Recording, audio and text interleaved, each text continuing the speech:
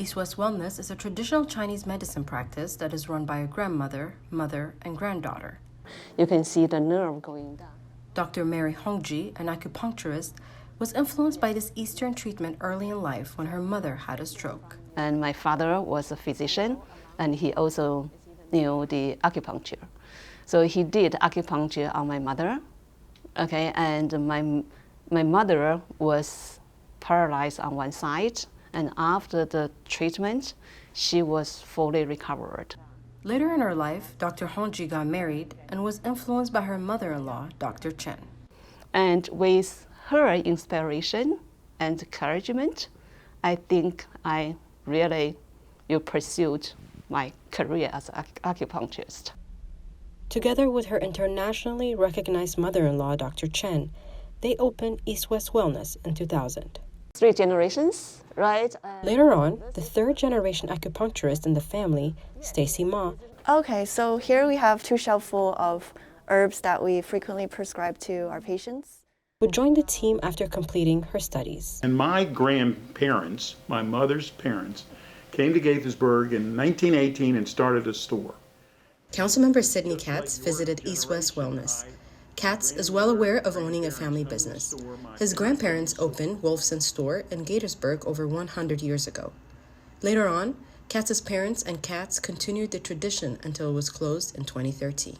But my parents and I actually ran the store together. We had rules that you wouldn't talk about the store necessarily at home because you couldn't do it 24 hours a day. My mother did a great job, for an immigrant to come here, establish herself. I think it was all her in the beginning, and I really listened and, just provided the best structure I have, right? And then eventually,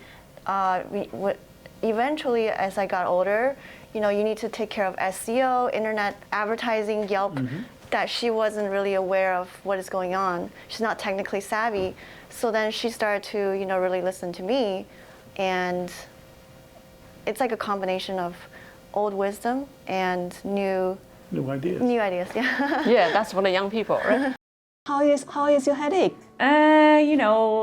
It's the headache and the constant fog that comes with the Lyme disease. When I was first diagnosed with Lyme disease in August, I used to come in much more often, and now I only have to come in once a week.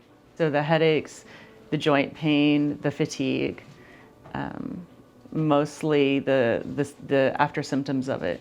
I'm currently going through the treatment. So Dr. G does all of my liver support, all of the headache support, all of the joint pain, the brain fog, so I can go back to work and lead a normal life. This is a steam tub.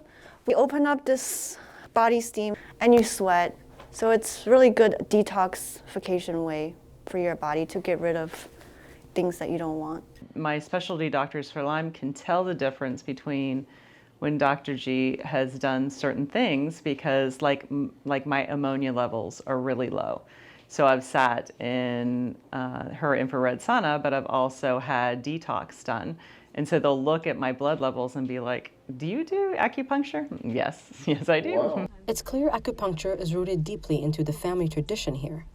Dr. Hongji also mentors other family members immersed in the same field of acupuncture. So with all this help, and work together, I'm sure the business will move to another step. The practice initially only specialized in acupuncture and then expanded to offer other services like acupressure, cupping therapy, steam, sauna, and much more.